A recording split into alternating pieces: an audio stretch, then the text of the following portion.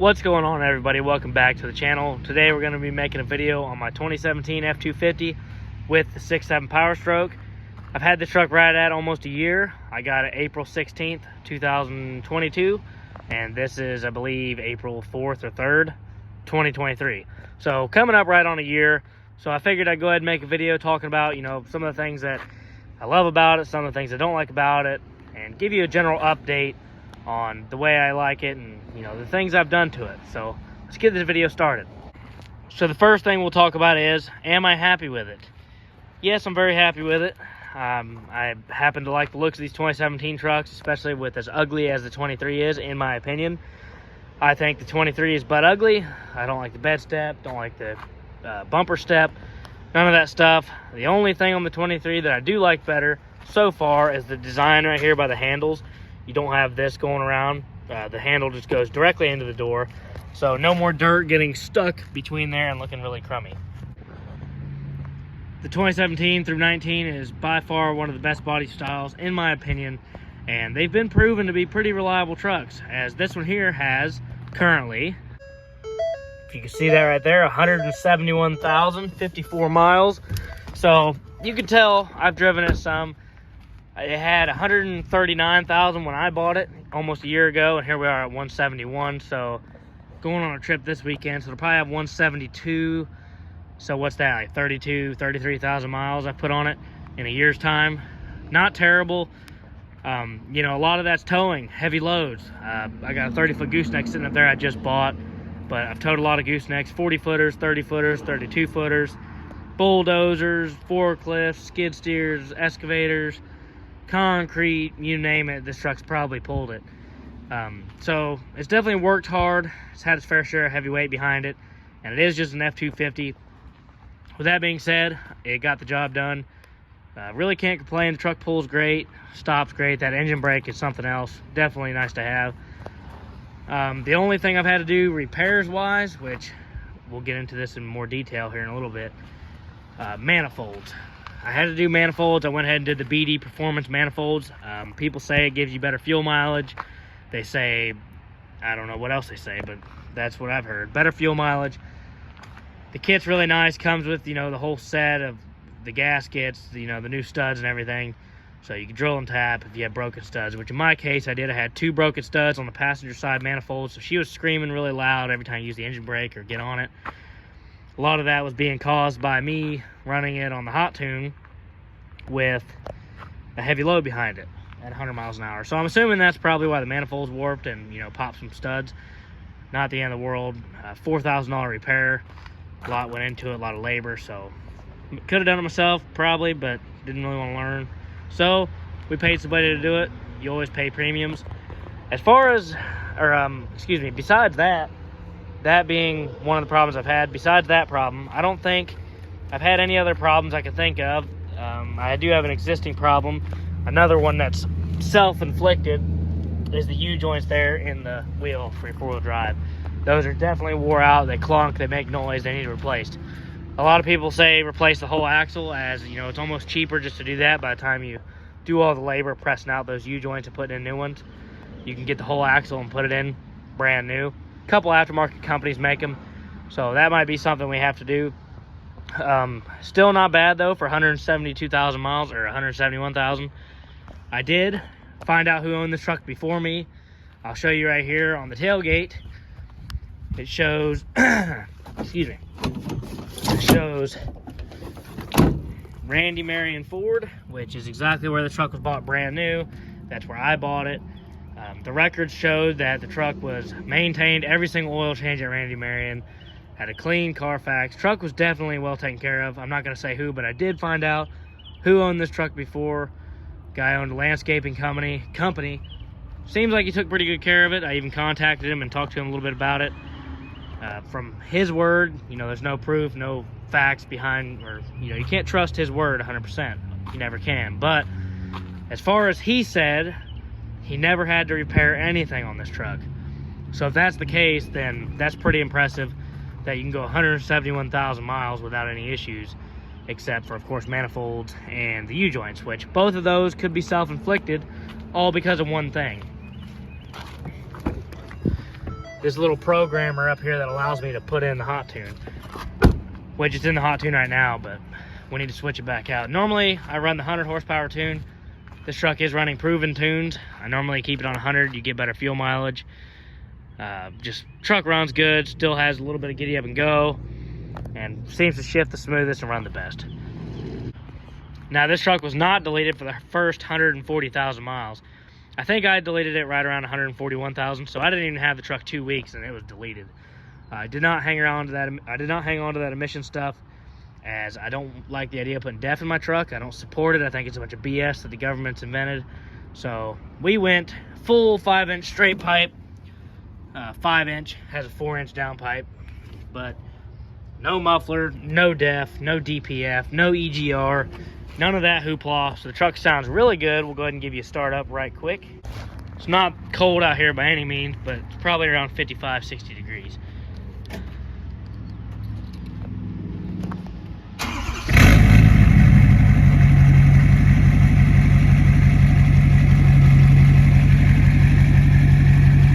Pretty good. It smells pretty good. Don't get mad at me for cold starting trucks and cutting it right back off. I think it's a myth that it hurts anything. I don't think it hurts anything, but I've heard it does. So I want to do what I want to do. Works for me. Anyways, besides that, when I bought the truck, it had 37s on some 22x10 XD KMC wheels. Had Nitto Ridge grapplers, which I sold to a friend of mine, so he's running those wheels and tires still. I put these 2022 Lariat stocks on here. I paid $1,000 for the wheels. They only had, I think the guy said 1,000 miles on them, if that. He didn't really know. I mean, the tires were brand new though, obviously. So the wheels were brand new, the tires were brand new. We sold the tires for 800 bucks. So basically got the wheels for $200. Then I went and bought these Toyo Open Country MTs and the 35 1250 R20s. They were kind of expensive, about 2,500 bucks, but I mean, worth it, I guess. They seem to ride pretty good. As far as noise, they do get pretty loud when they start to wear down. They're pretty wore down. Several burnouts. I think those have about 23 or 4,000 miles on them. But like I said, the truck did a lot of towing, so that's to be expected. Mud tires wear out quick. I put this B&W drop hitch on it from my other old trucks. I've had a hitch for going on 5 years. Been super handy. Of course, when I was in Montana for just a little bit of time with the salt, started eating the hitch. Hitch was never rusty till then, but anyways, jeez.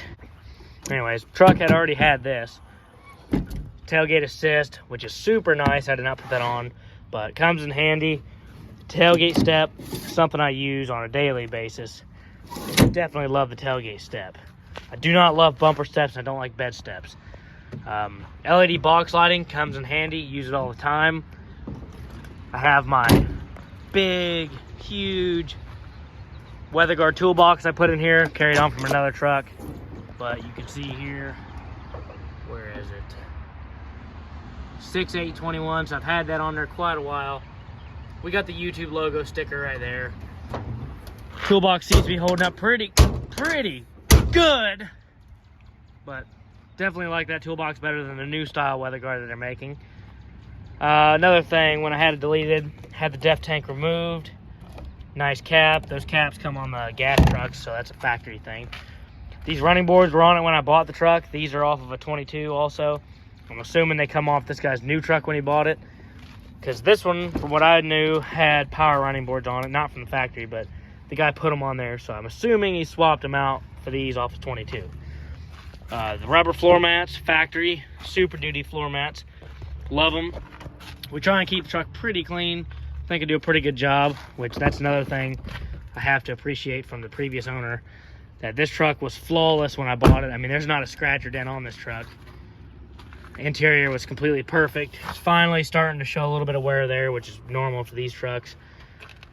Yeah, so the interior is nice. I love the heated cooled seats. I come from a 2002 7.3, which some of you may or not know of, called Gary. That's the name of it. But it was a long bed crew cab, automatic. Had 448,000 on it when the engine let loose. Some of you may be glad to know that engine's getting redone right now to be put in it. We'll be making more videos on that truck when we get it back. But anyways, just figured to let you know that's where I come from. So This truck was a huge upgrade. Love everything about it. Love this right here, having your keyless entry, your keypad there. Shame GM and Ram doesn't have that, because it is super nice.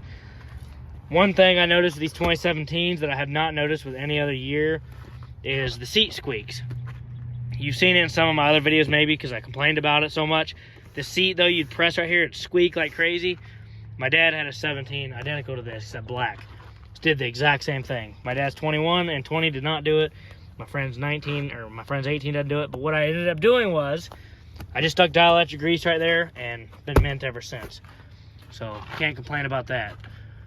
One little gripe about this truck is this. I don't understand this. I wish they'd orientate it 90 degrees. That way the driver and the passenger gets a big and small cup holder, and vice versa, the passenger gets a big and small cup holder.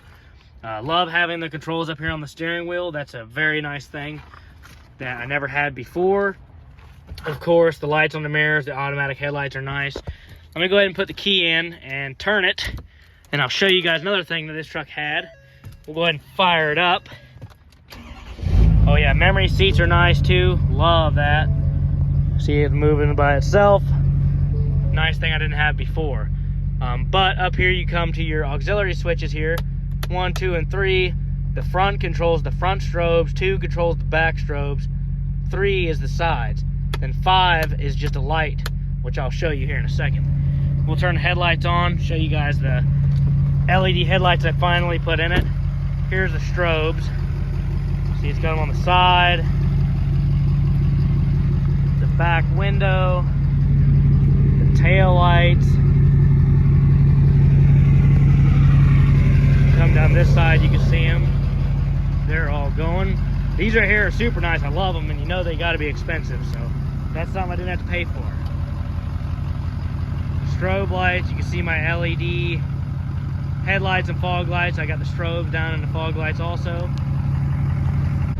You can see here if I flip those off, flip 5 on, you have these LEDs that come on super bright.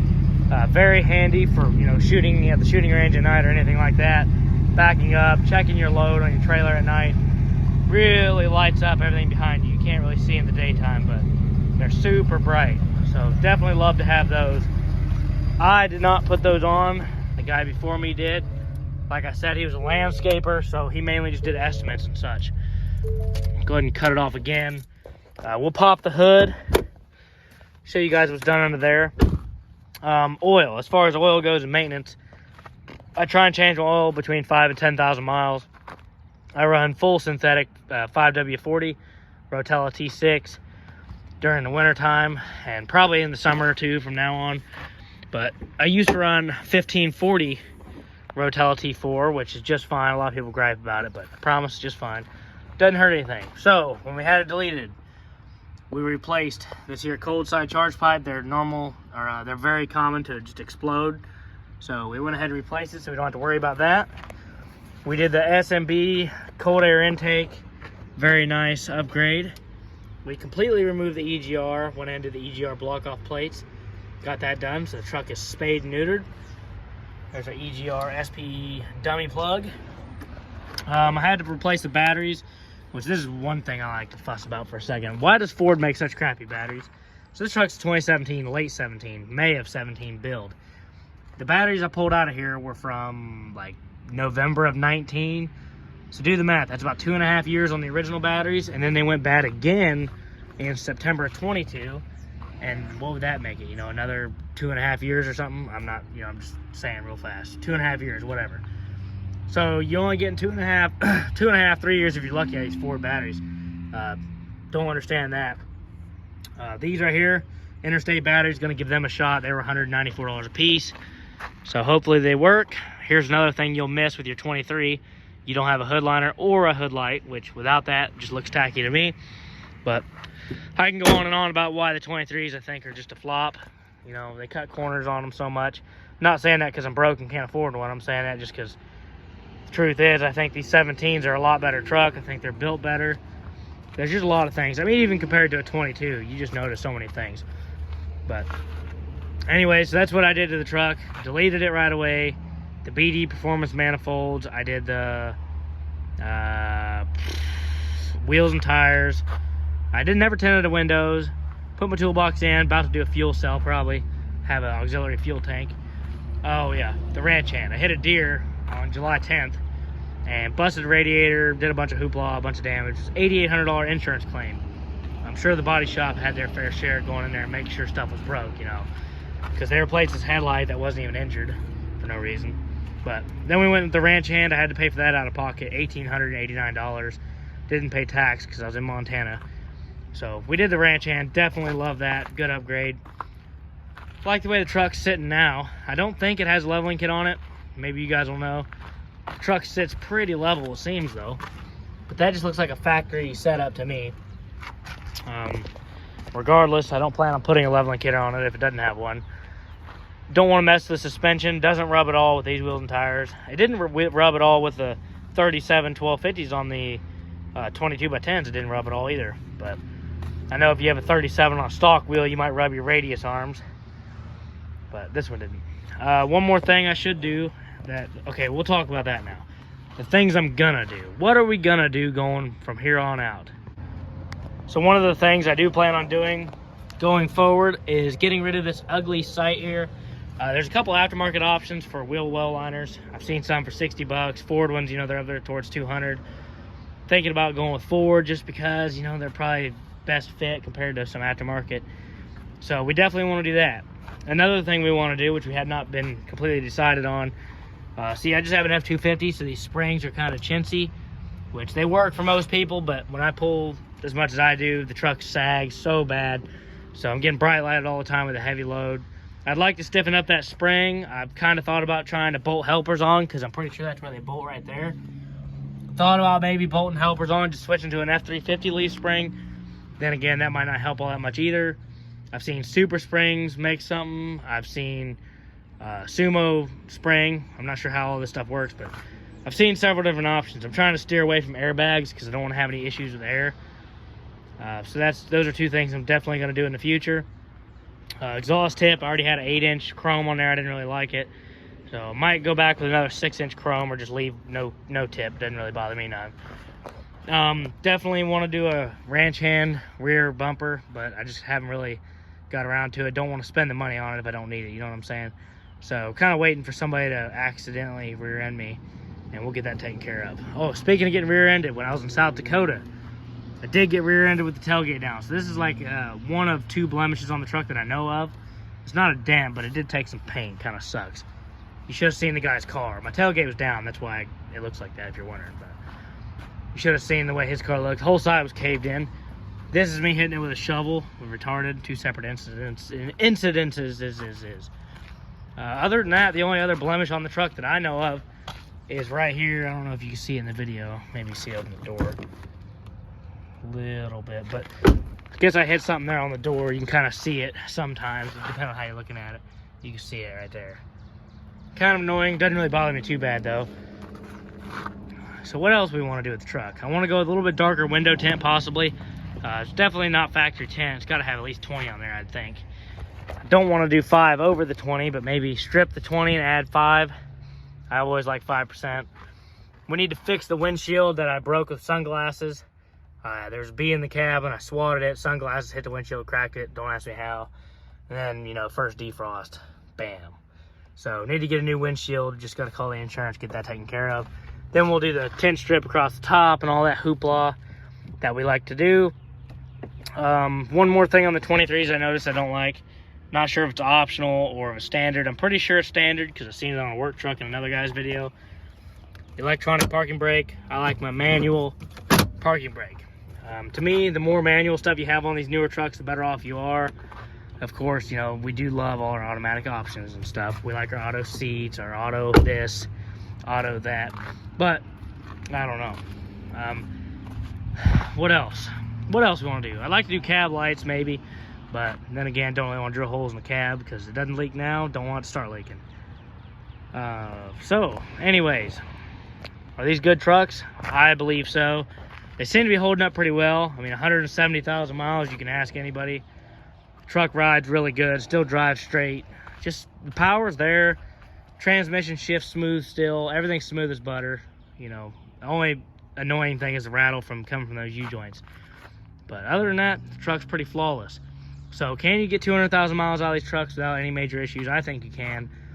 A lot of people, you know, have their issues, and there's so many trucks, it's just unfortunate that having a shortcoming, you know, whether it's CP4, transmission, electrical nightmares, this and that. But sometimes you get lucky and you get a good truck. I believe I got one of them. So 171,000 miles, very, very few issues. I think we'll expect to see 200,000 within less than a year, and I don't think we'll have any issues between now and 200,000. So definitely very good trucks, very solid trucks. I very highly recommend that you get one. Now fuel, people freak out, okay? Fuel. Now let me give you my opinions, okay? This is gonna get some people stirred up. They're still listening. Where is it? Probably threw it away, I think I did. Anyways, I used to run Hot Shots EDC, or EDT, everyday treatment. I used to run that. You get worse fuel mileage running it, okay? Don't care what anybody says, it's a fact. I've already done it myself. At least for me in my truck, the truck gets worse fuel mileage. And I'm talking about 1.5 to 2 miles per gallon worse fuel mileage. So that's one red flag about that stuff. You know, maybe they're in with the fuel companies. These big companies pay each other off to sell a product that's supposed to help you. In turn, makes you get worse fuel mileage. They sell more fuel. I can go on with conspiracies about this all day. My thoughts on fuel additive. Should you run it? I don't think you should. A lot of people think you should. Oh, it'll prevent CP4 failure. It boosts the cetane rating, or however you say it. You know, adds lubrication to your diesel fuel, separates water, does this and that. Let me tell you something. The truck has a water fuel separator on it that works perfectly fine. There's tons and tons of these trucks out there that have 400,000 or 500,000 still running the original CP4 with no fuel additive. There's people with 30,000 miles that have ran fuel additive, need a CP4. But there's also people that have not run fuel additive that need a CP4 early.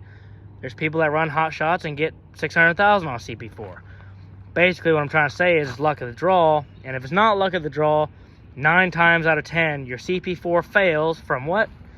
Yeah, contaminated fuel. So either you put DEF in your fuel, water in your fuel, gas in your fuel, or you got an extremely bad batch of diesel fuel that has a lot of dirt in it, a lot of nasty stuff. So in the case that that happens, which 9 times out of 10, that's what causes CP4 failure, is contaminated fuel. I promise you, a little bit of Hot Shots is not going to separate 20 gallons of gas from your CP4, and it's not going to contaminate a 10-gallon bucket full of rust that's in your tank. It's not going to save you when it comes to that. Will it help? You know, I'm no scientist. Long term, you know, does it help prevent wear? Maybe it does. Do I think it's necessary to run that crap, get it on your hands, spill it, spend $20 a month on it? No, I don't. I know way too many people that have 6.7s with 200,000-300,000 miles on them that have never put anything in there besides diesel and haven't had a lick of trouble. So for all these reasons, I quit running it. I think it's stupid myself, you know, but you do your own thing. If you think it's going to help you, you go right on ahead. You know, I'm in the 6.7 group. Some of you guys may have seen me in there. You know, I get the pot stirred sometimes, especially when I tell them I run 1540. I even still tell them that, even though I don't anymore, just because I like to hear them, you know, fuss and complain about what I do with my truck. 171,000 miles, just fine for me. No complaints whatsoever. Fuel additive, no go. One more thing I forgot to mention while I was under here.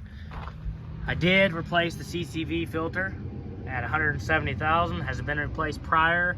We don't know. A lot of people delete the CCV. I don't really know too much about that.